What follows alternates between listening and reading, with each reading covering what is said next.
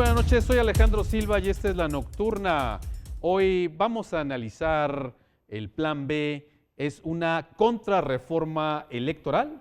Esta iniciativa que ha presentado la presidenta Claudia Sheinbaum y Morena después de que fracasó su primer intento para reformar el sistema electoral y ahora le llaman el Plan B, que plantea reformas, entre ellas las que más han promovido, que es la reducción de cabildos y la reducción de integrantes en los congresos estatales, y para platicar, y también los efectos que va a tener en el INE, porque ya no esté el Plan A, que sí sabíamos o se sabía que era demasiado lesivo al INE, afectaba demasiado al Instituto Nacional Electoral, sigue habiendo efectos negativos, y para platicar de ese tema, ver la opinión del órgano electoral, nos acompaña Olga Alicia Castro Ramírez, vocal de la Junta Local del INE en Nuevo León. Bienvenida. Gracias, muy buenas noches. Buenas noches. Un gusto estar aquí.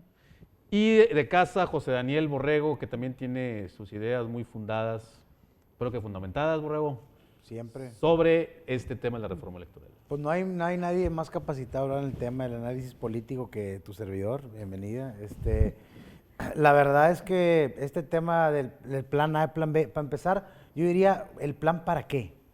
Sí, ¿Cuál es el objetivo? O sea, ok, cuando tú quieres llegar a un lugar, tú haces un plan, ¿no?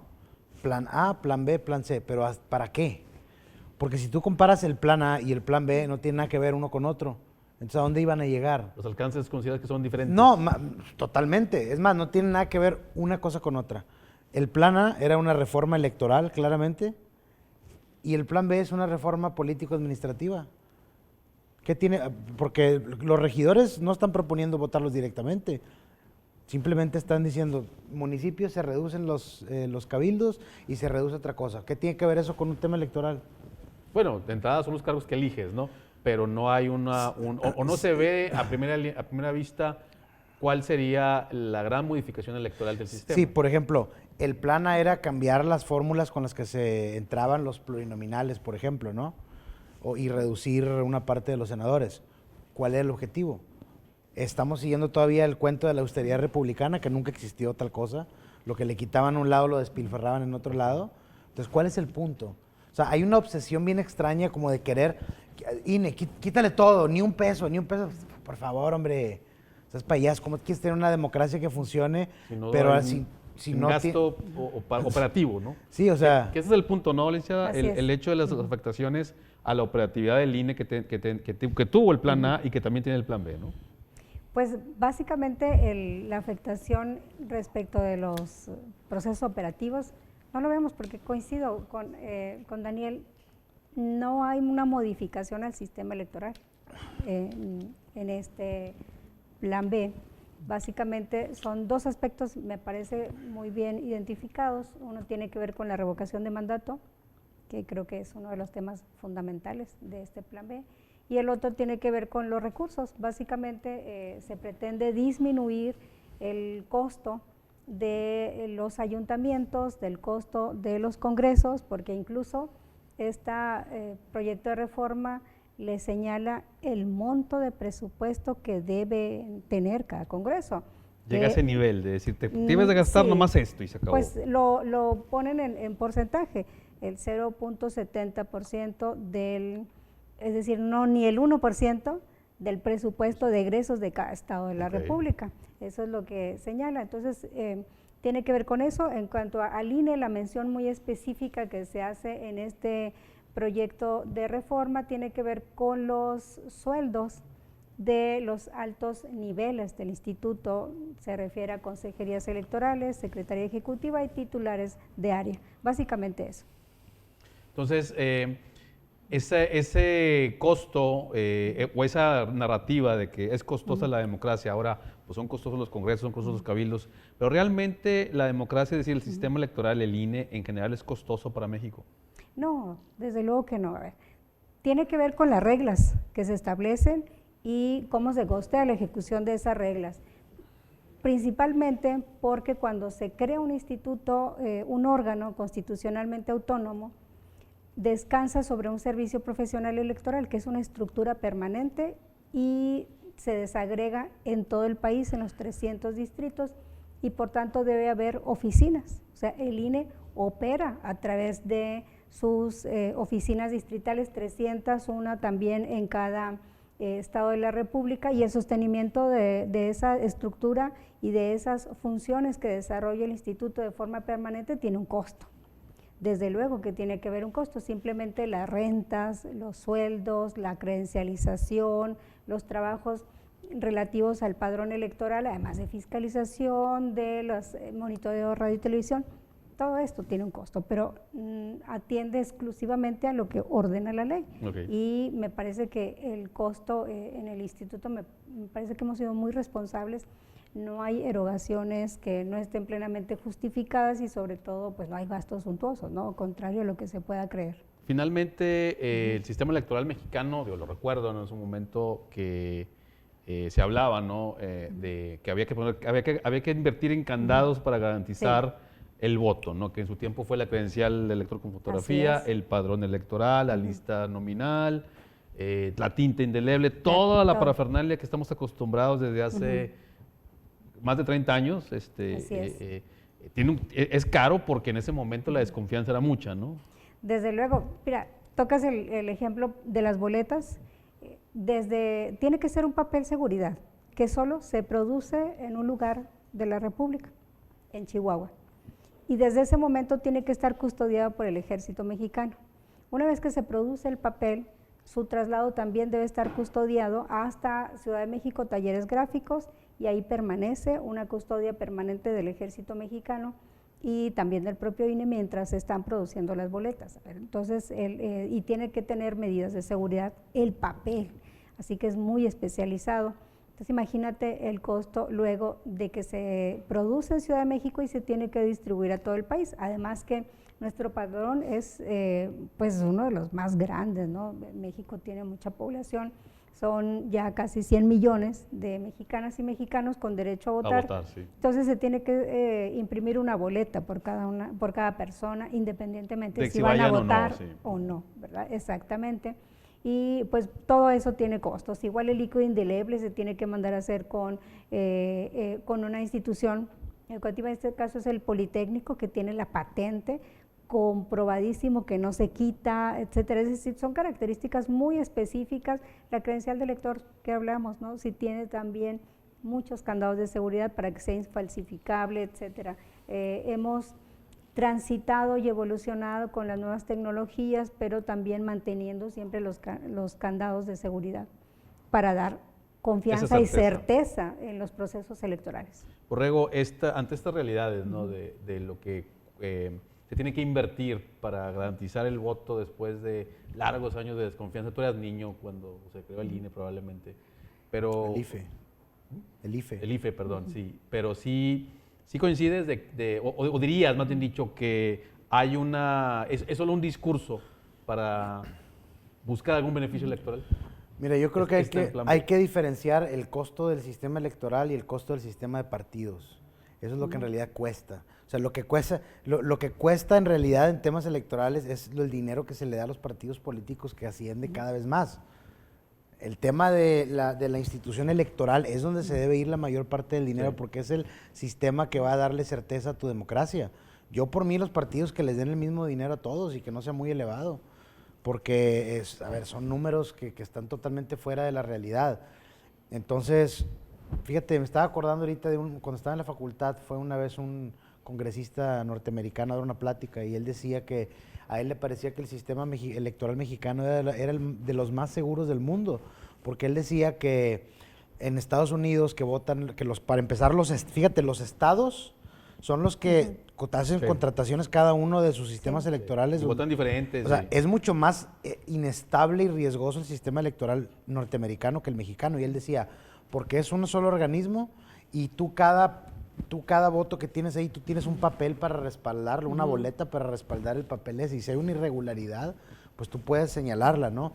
Entonces, ¿cuál fue el problema? El problema es que la realidad es un tema político que no han podido la izquierda mexicana, a pesar de haber ganado, de haber triunfado en la elección, no han dejado de pensar como perdedores. Han ganado 2 veces. Han ganado 2 veces, sí, pero a ver, Antes se decía que el gran enemigo, el gran portero que no les permitía llegar al poder y que se controlaban el PRI y el PAN y controlaban el IFE y no los dejaban pasar, eran ellos. Nada más que ahora llegan y lo que quieren hacer es meterle mano ahora para hacer justamente que no lleguen los otros. Y ellos ya están ahí. Fíjate la reforma electoral. Mira nada más qué fregones. Ellos sí llegaron con las figuras de la representación proporcional y quieren ahora darle una rebajada. Adán Augusto, Noroña, la misma Luisa Alcalde fue diputada plurinominal. Sí. O sea, Citlali Hernández, 2 veces senadora por la vía plurinominal. Pues, ¿con qué autoridad moral vienen a decir que ese sistema es pura corrupción? Entonces, cuando ellos llegaron ahí con eso, esa es la realidad de las cosas, Alejandro, que estamos ante una simulación total donde quieren hacer algo para mantener mira, voy a castigar al INE, lo voy a dejar sin dinero. Bueno, mucha suerte, vamos a ver qué tipo de elecciones vas a tener y qué legitimidad vas a ver en todos lados. Ese es el problema, que no se habla con claridad. Y ya, para mí, ya con esto cierro, el tema del plan B es un chiste, es simplemente una chiflazón. Querías hacer algo, no te lo consiguieron tus propios aliados, Sí. Porque tus aliados no son tontos. No, ellos vieron Ellos dijeron, le dijeron, ¿quién te crees tú? Si yo ya estuve aliado con Vicente Fox cuando llegó a la presidencia, si yo ya estuve aliado con Peña Nieto y ahora estoy contigo y resulta que me quieres eliminar. No, mi ciela, ¿verdad? Nada de eso, ¿cómo? Vamos, sí. vamos a corte y regresamos a seguir analizando los alcances, el daño que le puede hacer a la democracia, el daño al sistema electoral, al órgano electoral de este plan B. No se vaya, regresamos a la nocturna.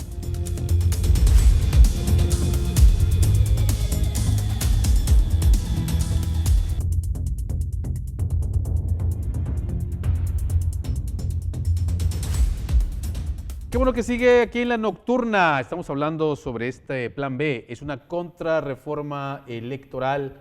Y antes de corte comentaba, licenciada, que pues parte de un punto de esta reforma es topar el porcentaje que deben de costar los congresos respecto a los presupuestos de sus respectivos estados. Hablábamos del punto 70 y en Nuevo León es el punto 32 lo que cuesta el Congreso. ¿Implicaría modificación del gasto en el Congreso esta reforma también? Bueno, justo hay un artículo transitorio en el proyecto de reforma que señala que no podrían incrementar, es decir, a los estados o congresos que tengan un costo menor, ahí deben quedarse, al menos para este ejercicio. También prohíbe que por otras vías de ampliaciones, modificaciones, cambios a partidas, etcétera, se puedan erogar gastos en el Congreso para no sobrepasar ese punto 70%. Esta reforma como está también implicaría afectar, pues digamos, si quieres construir otra sede, si quieres ampliar tus instalaciones o modernizarlas en el sentido pues normal de las cosas, ¿verdad? Digo, pues, los congresos, aunque seas un órgano deliberativo que estés ahí todos sentados votando, pues necesitas tecnología actualizarte. ¿Eso también implicaría en ese tipo de gastos? Pues habla en general de todo el presupuesto de lo que ejerce un Congreso del Estado, entonces tendría que implicar todos los gastos. Borrego, ¿cómo ves este tema? Punto 32 cuesta el Congreso de Nuevo León. Tú dices que son muy caros diputados, ahí está lo que vale. No, pues a ver, es que, volvemos al tema. Quienes hacen estas reformas no tienen mucha capacidad intelectual ni académica. ¿Qué es lo que quieres? ¿Cuál es el resultado que quieres? Porque, a ver, ¿por qué mejor no legislamos? Vamos a pensar el hecho de que los congresos tengan por ley obligatoriamente que atender cierta cantidad de iniciativas, o si no van a dejar de recibir su salario. Una posibilidad. Claro. ¿No? Sí, no deja rezago, vamos. No deja rezago. Tenemos, el Congreso viene cargando cosas de 3 legislaturas pasadas. Entonces, el tema no todo se resuelve con dinero. No todo es quitar o poner más dinero, sino que ese dinero sea utilizado de manera inteligente. El problema es que hay una obsesión con la cuestión de los presupuestos, asumiendo que un peso que les des de más de lo que ellos creen que está bien, se lo van a estar robando. Claro. ¿Sí me explico? La gente, es más, muchos políticos, candidatos no tienen idea cómo funciona el sistema electoral mexicano, no tienen idea las jornadas que se la pasan Ellos van a votar, y, ay, se acabó la campaña y todo. Y llevan a sus No. diferentes redes sociales, Y las cámaras, para que y desde aquí estoy ese echando la boleta. Y desde ese momento hay una encerrona 24/7 de todos los Antes, funcionarios. ¿no? Antes, incluso, ¿no? ¿De dónde Sí, O por sea, supuesto. Antes de la elección y después de la elección. O sea, a lo que voy es que cómo pretenden sostener ese funcionamiento cuando cada vez le quieres quitar más dinero al funcionamiento de tus partidos, pero a la vez, más. o sea, exiges más. ¿Cuál es el tema? ¿Cuál es el enemigo? La realidad es que hay una intención, Alejandro, clara, autoritaria, y la verdad es que lo interesante aquí es que el alto se los están poniendo sus mismos aliados. Sus mismos aliados hicieron que fracasara el plan A y va a volver a fracasar el plan B también. Pero ya dijeron que sí van, el Verde y el PT dijeron que sí van, sí lo apoyan. Yo creo que no lo van a votar. Más dijeron por decirlo. Pues nomás para darle vuelo a la presidenta, está bien. A ver, al final de cuentas volvemos a lo mismo. ¿A quién se friegan en los cabildos? Al PT Sí, y al Verde. Y al Progreso también. Ellos son los más afectados.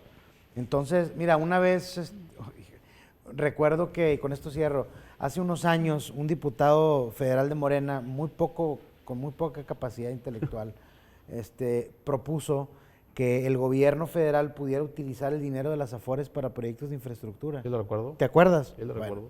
Yo me lo topé en una mesa y le dije, oye, a ver, el problema de ustedes es que están haciendo leyes pensando que nunca van a perder el poder. Le dije, imagínate qué crees tú que haría el PRI, porque eres su enemigo, con esa ley. Que tú al PRI le dijeras, mira PRI, aquí está todo el dinero de las Afores para infraestructura. Si ellos ganan el poder, ¿qué harían con ese dinero? Y me dice, pues se lo robarían. Entonces, ¿para qué haces esa ley? ¿Para qué haces cambios legales que te pueden llegar a morder después? Porque ellos están pensando que nunca van a perder. Esa es la gran miopía que tienen ahorita ese partido en particular. Y yo sí creo que van a fracturarse, creo que las reformas van a fracasar, igual que con AMLO, muchas fracasaron y, repito, no tienen ninguna utilidad real. No. O sea, fíjate, un ejemplo. Es que me levanté en la mañana y no había nadie en mi casilla. Pues un ciudadano que no fue flojo, no se levantó, Sí, claro. ni siquiera Nadie. sabe. Digo, ¿me ya explico? por operatividad, por inercia, por tradición, ya sabemos que la gente va a ir a votar hasta las 11, 12 del mediodía, después de almorzar, incluso de misa, hombre, si lo quieres ver así. Sí, ¿no? sí. O sea, no es un tema de tener las casillas llenas, ¿no? Todo el día, sino de que cómo se comporta la gente.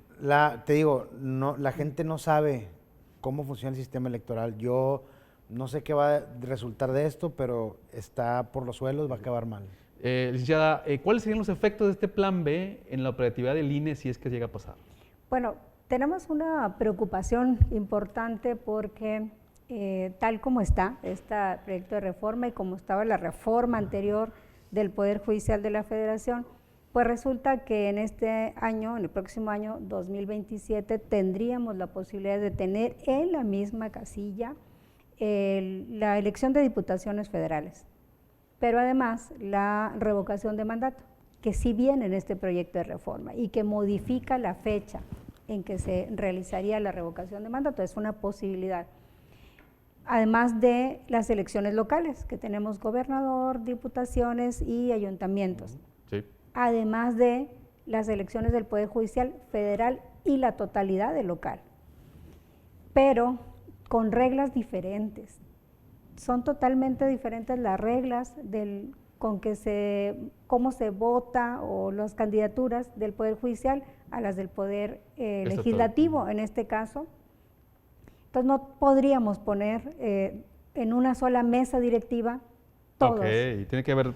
Tendríamos que poner dos. A ver, ¿cuál es el principal motivo de impedimento para que estén todos en una sola mesa directiva? Que en la elección del Poder Judicial está prohibido que participen los partidos políticos. Y en la del Legislativo y Ejecutivo sí tienen ese poder de vigilancia, ese derecho. Entonces, si hay una persona que no debe estar en una casilla, eso determina la nulidad de la casilla. Entonces tenemos que separarlo. Entonces, separarlo incluso físicamente, ¿no? Claro. En diferentes, mínimo en diferentes, digamos, es una escuela en diferentes salones. Diferentes salones, mínimo. Diferente espacio, pero no todas nuestras casillas están en escuelas, que son los espacios ideales, pero no todas pueden estar en escuelas. Entonces, imagínate, puedes buscar una plaza y poner en un lado una casilla, otra casilla, casas, más casas, y eso nos duplica los costos, porque hay doble mesa directiva de casilla, doble equipamiento de casilla, dobles boletas, materiales electorales en general, todo, pero además para la propia ciudadanía, para el propio funcionario de casilla, cómo se le va a capacitar, tienen que ser diferentes materiales electorales. La gente ya lo vio, ya vivió, bueno, algunos, porque no todos han votado en la elección del Poder Judicial. Quienes acudieron a votar pues saben la complejidad que representa votar, sí. eso. Nadie sabe cómo Y, eso. y además, pues todos conocemos del antecedente de los acordeones, pero siendo tantos cargos, ¿qué papel va a jugar ese instrumento que la ciudadanía usa para poder discernir entre cientos de candidaturas, ¿no? Claro. Porque son cientos de candidaturas las que se someten a su consideración? Entonces son complejidades de mucha naturaleza para la ciudadanía al momento de ejercer el voto, ir a una o dos casillas, y que, pues bueno, si van a una, nada las obliga a que vayan a la otra. Por supuesto, aparte de eso. Es voluntario, entonces no sabemos qué impacto podría tener, y logísticamente pues para nosotros se nos complica mucho. Ustedes lo hablaban ahorita, ¿no? Ya casi como una tradición de que muchas casillas abren tarde por la ausencia de funcionarios. Bueno, imagínate conseguir un 100% más de ese porcentaje con el cual hemos tenido muchas dificultades. ¿Cuántos son los funcionarios los funcionarios de casillas en el sistema actual, es decir, sin duplicarlos? ¿Cuántos son los que...? 6. 6, pero Y con la posibilidad... en todo México, por decirlo así, en todas las casillas de México, ¿cuántos son? Bueno, son 184,000 casillas las que se tuvieron para el proceso electoral. Entonces, imagina, 6 por 6 funcionarios. O sea, por 12. Y ahora, bueno, podrían ser menos en la elección del Poder Judicial, podrían ser 4 o 5. Okay. Pero aún así, demasiado, ¿no? Mucho. Estamos hablando de casi, puede superar el 500,000 de personas, ¿no? Que tendrían que estar en todas las casillas. No, son más. Más todavía, 500,000 de es, personas. sí. Borrego, ¿qué te dice esto? Mira, Alejandro, en la psicología Sigmund Freud acuñó un término muy útil para esta situación, que es el de la perversión. La perversión era cuando existía una desviación del objeto último de la sexualidad, es decir, cuando se realizaba la práctica, pero no con el fin de la procreación, sino con otro fin para darle placer a una persona, ¿no? Es un pervertido porque tiene tal práctica sexual que no va encaminada a la reproducción y que puede ser extraña, ¿no? Ahí entran los fetiches, todo eso. En este caso, ¿cómo aplica con una...? Pues que la revocación de mandato es una perversión de la democracia totalmente. Es una perversión total. A ver, la revocación de mandato en cualquier democracia sirve para, de alguna forma, ensanchar las posibilidades de participación ciudadana que tiene la gente. Es decir, si tú tienes un presidente que dura 6 años, que a lo mejor está haciendo pésimo trabajo y como ciudadanía quieres decir, ya no estoy de acuerdo que siga, ¿no? En Estados Unidos, de hecho, cuando ganó, por ejemplo, Arnold Schwarzenegger, le hicieron en California, se llamaba Gray Davis, el gobernador de ese entonces, le llaman allá recall, ¿no? Okay. Le hacen una revocación de mandato, pierde, queda Arnold Schwarzenegger, porque ahí no nada más lo quitan y es una elección intermedia donde hay otro candidato, entonces él se queda 2 años más, ¿no? ¿Quieres tú que un gobernante corrupto sea investigado, todo? Se juntan firmas, se da la revocación para hacer lo que rinda cuentas. Pero aquí lo pervirtieron y aquí no lo están usando para eso. Fíjate la arrogancia en la que están. Este mecanismo es para que me quites, pero yo estoy tan fuerte que va a servir para que me apoyes. ¿Y quiénes son los que están juntando las firmas para iniciar el proceso de revocación? Los mismos morenistas, que en realidad es una ratificación, no es una revocación. Entonces, bueno, está bien, papacito, estás empujando eso. Nada más que puede ser que un día quien esté de presidente, la gente ya no lo tolera y te hacen una revocación y te van a tumbar a la mitad. Por más que firmes tú. Ese es el problema. Vamos a corte y regresamos al tercer bloque de su programa La Nocturna.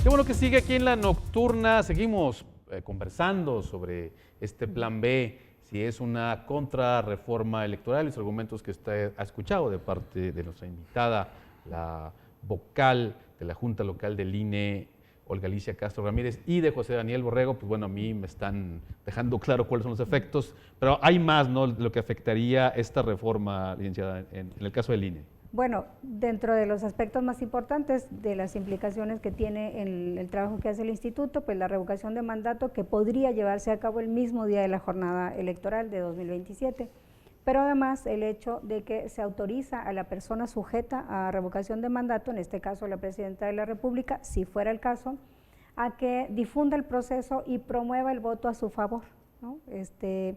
Y bueno, es un hecho que antes no se permitía. Con este proyecto de reforma se abre la posibilidad de que así sea, y para el instituto será un gran reto poder establecer qué acciones puede hacer, qué acciones no puede hacer, y que además no incida negativamente en el proceso electoral del Poder Legislativo, ¿verdad? Son dos procesos, pero se llevan a cabo al mismo tiempo. A mí me parece o me suena una contradicción a estos, de nuevo, ¿no?, más de 30 años de sistema electoral, donde, a ver, tú, gobierno, no puedes, gobernante, gobierno, no puedes hacer propaganda de lo que tú haces, ahora resulta que la presidenta sí puede, ¿y qué va a decir? Bueno, hubo una reforma muy específica en 2007, derivada de la problemática que se vivió en el proceso electoral de 2006, donde abiertamente se corroboró la intervención del presidente de la República en el proceso electivo, y entonces en 2007 se prohibió expresamente en la Constitución la intervención de los poderes públicos en los procesos electorales, incluso la suspensión de propaganda gubernamental, que antes no teníamos. Ahora sí se prohíbe la difusión de propaganda 60 días antes de la jornada, bueno, en este caso de la revocación. Durante las campañas electorales no puede haber propaganda gubernamental. Y entonces esto tiene una lógica diferente, porque la prohibición no se quita, los poderes públicos no pueden difundir propaganda durante las campañas electorales, pero ese es del Poder Legislativo. Para revocación de mandato, en esta ocasión, pues el proyecto sí autoriza a la persona sujeta a revocación que pueda hacer propaganda a su favor. Ahora, ¿no hay manera de hacer un reglamento para pues reducir, paliar un poco esos efectos contradictorios? Pues seguramente se tienen que construir criterios. Número uno, primero porque este es un postulado general de que la Constitución dice que esta propaganda que pueda hacer estará sujeta a lo que determine la ley. Necesitamos que se reforme la ley para ver qué es lo que establece, de cuáles son los mecanismos de que podría hacer la persona presidenta de la República, y después de eso, pues atender a los propios criterios que el INE puede emitir y a los criterios que la sala, el Tribunal Electoral puede emitir en base a sentencias, pero eso lo vamos a vivir justo durante el desarrollo del propio proceso electoral. O sea que pudiese o no haber reglas que acoten esta situación de cómo se va a promover, en este caso sería la presidenta, si es que fuera la revocación. Que seguramente las habrá, sin embargo, lo que digo es que se ponen a prueba y se van asentando los criterios a base de sentencias de aplicación de esas reglas. Entonces, eso se va a ir dando durante el proceso electoral. Un poco, perdón, lo que pasó con la reforma judicial, ¿no? De que ahorita hablaba de los acordeones, ¿no? De, bueno, sí, cuestionables y todos, pero ¿cómo le hacemos o qué le permitimos o no a la gente para ir a votar? Al ciudadano, ¿no? así es, ¿no? Ante la dificultad y el gran número de candidaturas. Esto, finalmente, estas situaciones que ponen a prueba al sistema electoral, al INE mismo, vienen a estresar, por decirlo de alguna manera, nuestra democracia. Sí, y particularmente también porque el sistema, como hemos dicho, con esta reforma no se modifica, requiere y tiene los mismos candados y requiere recursos, y hemos tenido sostenidamente recortes presupuestales muy importantes. El de este año me parece que fue, bueno, es totalmente elevado, son 1,000 millones de pesos los que se recortaron al instituto, a pesar de que el instituto había presentado de por sí ya un presupuesto bastante moderado, sin ningún, digamos, ahorita estamos sin proyectos básicamente, o sin recursos para proyectos de difusión de la cultura democrática, para producción editorial e incluso para algunos servicios, bienes y servicios de los órganos desconcentrados, porque fue de verdad muchísimo, 1,000 millones de pesos, millones de un pesos. presupuesto es altísimo y bueno, la preocupación es esa, que se mantengan sostenidamente estos recortes y que pues no nos permitan hacer el trabajo con la calidad que la ciudadanía está acostumbrada, ¿no?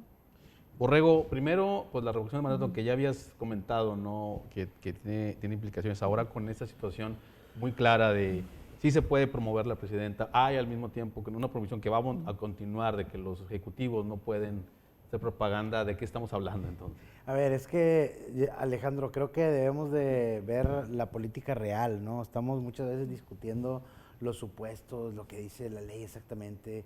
A ver, la realidad es que lo que van a hacer campaña, la presidenta va a hacer campaña electoral claramente a favor de Morena y Morena va a hacer campaña a favor de la presidenta, van a violar todas las leyes y van a tratar de salirse con la suya de una u otra manera. Esa es la realidad. ¿Cuántas veces? Mira, una ridiculez, por ejemplo. Yo me acuerdo cuando el Partido Verde ha violado ha violado sistemáticamente por décadas todas las leyes electorales. Debió haber perdido el registro ya como 5 o 6 veces. Y ahí sigue, porque al final de cuentas, pues ellos, fíjate, quieren los partidos, pues son los partidos, quieren meterle mano al organismo electoral, pero cuando el organismo electoral va a hacer su trabajo, espérame, no, ahí, híjole, ahí, vamos a ver a qué llegamos, ¿no? Entonces, yo creo que es una simulación total este tema, no va a llegar a ningún lado, lamentablemente creo que le hizo mucho daño al país la elección de 2006. Okay. Y creo que ¿hizo mucho daño al país la elección de 2006 o le hizo mucho daño uno de los candidatos, el candidato perdedor?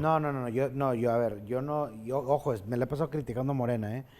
El tema es que el gran problema del 2006 fue que dejó una duda sembrada de que, y te digo, hay un libro que se llama Vuelta en U de Sergio Aguayo, donde se llama una transición fallida, no me acuerdo exactamente el nombrecillo, se llama Vuelta en U.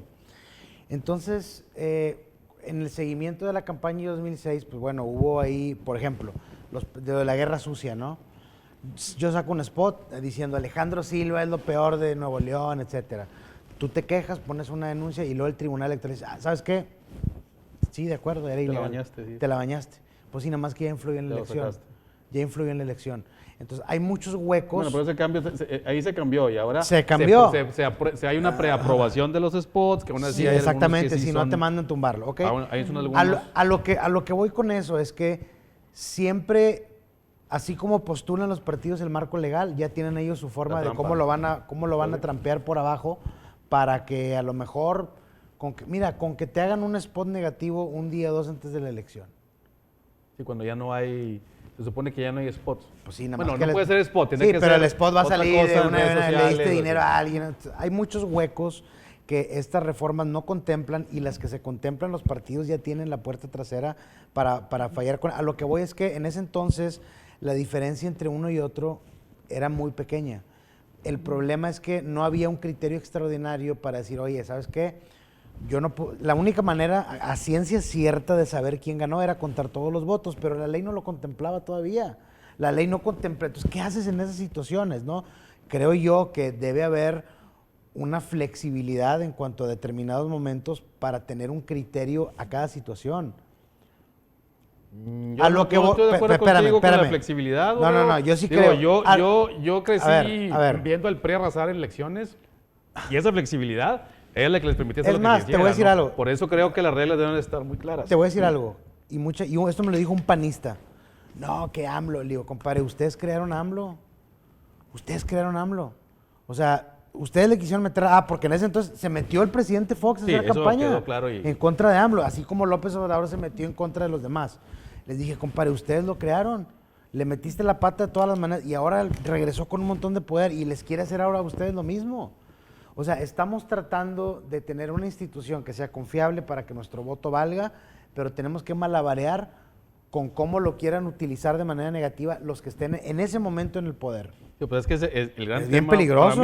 Para mí el tema, Borrego, es que precisamente cómo se creó el INE en su momento hace 30 años, independientemente de si la elección del 2006 le hizo mucho daño a México o no, coincido un poco contigo. Creo que el hecho de que tengas un órgano electoral fuerte es lo que te evita que cualquiera llegue. Y las reformas que estamos viendo aquí van en el sentido de debilitar al Lo poder que me electoral. refiero que le hizo daño fue que en ese momento se sembró la duda de que si el INE estaba, digamos, Parcial. cumpliendo una labor ciudadana o no. El triunfo de Fox, que fue el gran triunfo del IFE, ¿no? Mira, pues fíjate, tuvimos un sistema que permitió la alternancia, la transición democrática. Ese mismo sistema después permite que gane Andrés Manuel con, ¿qué? 60% creo, Sí, 50 y tantos, sí, ¿no? sí. Y luego Claudia Sheinbaum con 70, pues... Pero a la vez estamos es un hablando. sistema, bueno, pues entonces ya no entiendo yo. Por eso. Lo Entonces, que refleja la intención real que es controlar el Sí, organismo sí, para sí. que nadie más llegue. Coincido en eso, o sea, coincido contigo. De parte del poder actual, de Morena actual, es este sistema no me gusta porque igual ganó ahorita yo, pero luego quién sabe, ¿no? Yo creo que el IFE de los 90 era el mejor modelo. Yo también. Yo pienso que era el Bueno, mejor modelo. también es un poco, sin ofender a la licenciada, Sí. pero es un poco mítico, ¿no? Ese IFE, ¿no? Con Sí, las personas que pero a ver, estuvieron ahí, a ver, Silva. con lo que construyeron a lo largo de los 90, ¿no? Perdóname, pero yo ahorita acabo con esto. El IFE de los 90 tenía intelectuales participando. Sí, eso me refiero. Tenía Los gente. personajes eran los míticos. Sí, también Santiago que estaba ahí, Waldenberg, toda esta raza, pero por lo menos le giraba un poquito el ratón. Dame un símil de Waldenberg ahorita en el INE. Dame un símil. No hay. Es complicado. Pues que no hay, son Es incompetentes que ponen ahí los partidos. Es complicado, Borrego. Yo creo que tampoco. No, son incompetentes. Ok, vamos a corte y regresamos para cerrar esta mesa de este plan B. ¿Es una contrarreforma electoral? Porque los partidos los quieren meter ahí. Muy bien, Borrego. ¿Ya? Regresamos. Vamos a...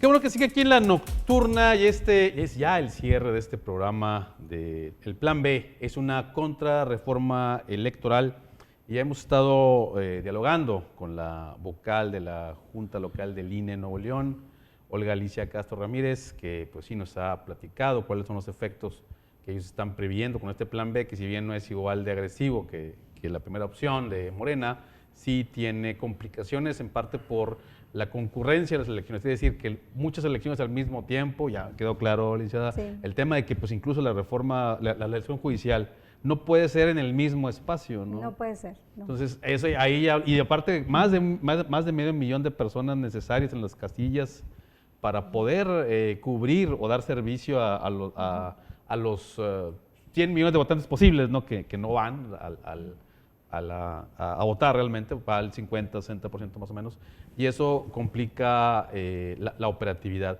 Pero más allá de eso, ¿ven ustedes una intención de debilitación?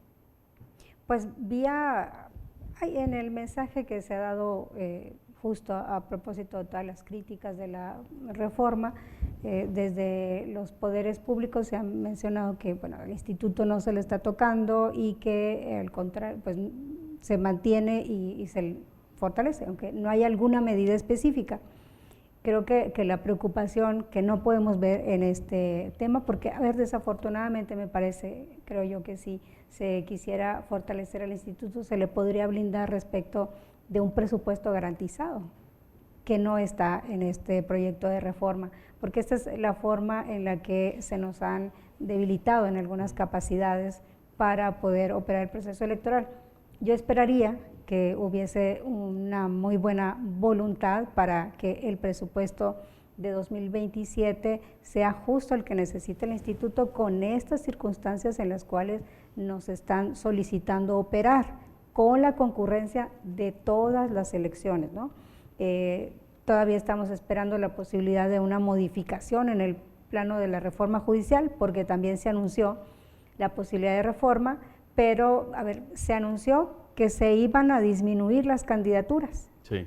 porque eran, bueno, en algunos casos 6 y en otros casos 9 por cada cargo en disputa, entonces candidaturas, y que ahora se van a disminuir a 3, una propuesta por cada poder público, pero se dijo que no se iba a modificar la fecha de la elección.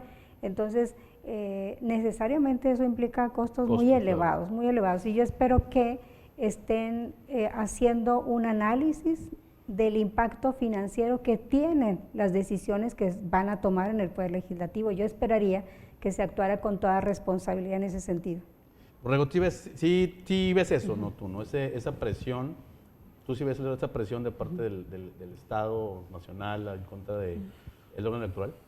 Pues lo que pasa es que volvemos a lo que mencionabas ahorita, o sea, hay como una esquizofrenia media rara, ¿no? en la relación con el órgano electoral. Por un lado lo detestas, por otro lado no te ha puesto... Te sirves de él, sí. Te sirves de él, ¿no? Y empujas gente y tienes aliados. Entonces, yo creo que si por el gobierno se pudiera, ellos regresarían al esquema que estaba en los 80s, donde Manuel Bartlett organiza. Pero es cierto, es lo que ellos quieren, es lo que querían hacer. Querían que fuera el Estado, la Secretaría de Gobernación otra vez quien Sí recuerdo esa propuesta que la soltaron por ahí a ver cómo pegaba. Ahora, quienes digan, no, estás faltando a la verdad. Lo hicieron con el INAI, el órgano de transparencia, y dijeron, no, que no se ya lo maneja el gobierno. Y pregúntame si el gobierno te dice la información que le preguntas de sus propios proyectos. Pues claro que no. Entonces, ahí es donde está el problema. Los órganos, yo no estoy a favor de que haya un exceso de organismos autónomos, pero el tema electoral sí debe ser. Cada partido debe tener a sus representantes, claro, porque al final de cuentas representan en ese organismo sus intereses, y si hay algo ahí, para eso sirven. Justamente era como un organismo, o es, en teoría, un organismo mediador, ¿no? El problema es que, pues ya cuando el que está en el poder quiere cambiar las reglas del juego para ponerlo a su favor, ya estás ahí en un problema.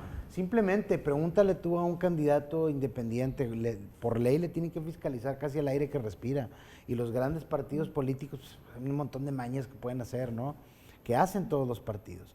Oye, el tope de campaña son 300 millones y hay como 2,000 millones de pesos gastados por todas las tranzas que hacen. Sí. O sea, entonces, creo yo que ahí está el problema. Si por mí fuera, yo creo que se le debería quitar la gran mayoría de presupuesto a los partidos políticos, que no hubiera spots, que todo fuera, que cada cierta hora, por ejemplo, a través de las redes sociales, la televisión, las universidades, hicieran ellos los debates. ¿Quieres saber algo del tema electoral? Lo puedes ver aquí, o durante el temporada electoral, 1 hora al día se van a presentar los candidatos. ¿Así me explico? O sea, podemos tener un modelo diferente, pero tenemos la misma fórmula de los panorámicos. Para eso quieren el dinero los partidos, para verle la cara horrible a alguien maquillado, lleno de botox y cosas. Para eso lo utilizan, Alejandro. Ese es el sistema electoral que tenemos. Eso no mejora en nada la calidad de la democracia. Ahora, si te metes a hacer, porque fíjate, no me voy a dejar mentir, hay funcionarios en el INE que están de planta, pero la gran mayoría de la gente que participa en las elecciones son personas que tienes que capacitar otra vez desde cero. Otra vez desde cero. Imagínate tú lo difícil que es eso. A mí, fíjate, mi novia trabajó ¿qué fue? En 2015, la elección en la gubernatura, era un terror. O sea, ella dijo, yo no quiero volver a trabajar jamás en el ahí porque, o sea, no tiene idea la gente. Y luego nada más para que salgas y te digan, no, hombre, pues puro fraude, ni hacen su trabajo. ¿Qué tienes, padre? Tengo ahí sin comer un montón de horas y tú vienes a decirme que, ¿sí me explico? Muy ingrato, ¿no? Es muy ingrato la población. Yo creo, es más, fíjate, me acabas de dar una idea. El INE es otra institución que ha sido recompensada con ingratitud de la ciudadanía. Ven igual a un policía que a un funcionario del INE. Lo ligan con corrupción y lo ligan con que se roba votos y un montón de cosas. Creo que el tema aquí del financiamiento a partidos también es un tema que sí debería de tocarse en la reforma, ¿no? Pero ¿cuál sería la fórmula después de 30 años de estar pues con la narrativa de que una forma de lograr la equidad es que haya una distribución de recursos públicos a los partidos? Bueno, de hecho ya no se dio esta posibilidad de reforma, esta propuesta de reforma ya se eliminó del plan B. De la posibilidad, creo que tiene un propósito muy claro.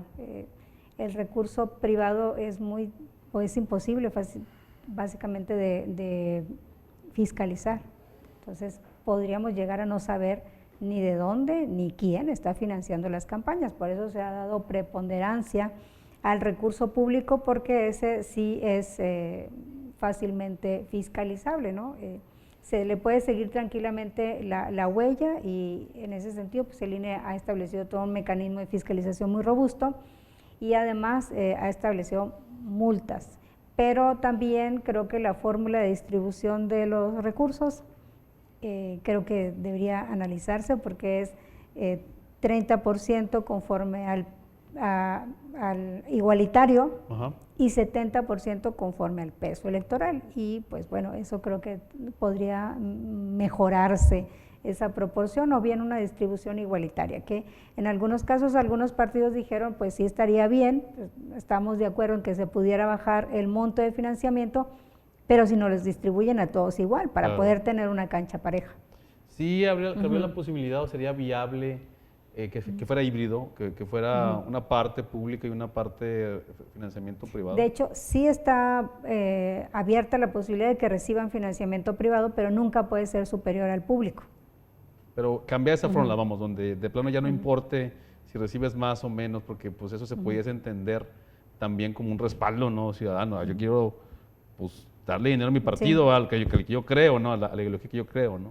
Me parece que sí, con reglas como muy claras para poder tener muy claro el origen de los recursos, es decir, que se distinga quién está entregando recurso y por supuesto que sea a través del sistema bancario para que pueda rastrearse y seguirse la huella. Un poco como Estados Unidos, ¿no? Donde cada donación está bien clara de dónde viene, ahí viene la lista, incluso hay notas donde, pues, qué empresas esas negativas, ¿verdad? Con ranking negativo apoyan al republicano, apoyan al demócrata y así, ¿no? Por ejemplo, en México sí se prohíbe que sea a través de empresas, tiene que ser solo personas físicas. Sí, en Estados Unidos no, es decir, las empresas pueden, Así definitivamente, o empresarios, pues no, Elon Musk, ¿no? ¿Cuánto dinero no le dio Así Donald es. Trump?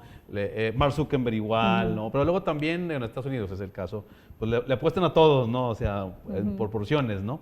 Pero bueno, ese es uno de los temas. Y el otro tema es también, más allá de estas cantidad de elecciones que va a haber, es la operatividad en los estados, ¿no? Se hablaba de los soples. ¿Esto también ya se eliminó, que eliminar los órganos electorales? No, se mantiene, es que en general el sistema electoral está intocado, básicamente. Lo que ahorita está en la discusión es empatar la revocación de mandato con los procesos electorales ordinarios. No hay otro cambio significativo realmente, no hay modificación alguna, así que mantenemos, digamos, que las competencias el INE en el proceso federal y algunas cosas del proceso local, porque nos toca coordinar la mesa directiva, integrarla, etcétera, y el organismo local haciéndose cargo de las elecciones locales en coordinación con el INE. Entonces, se mantiene igual.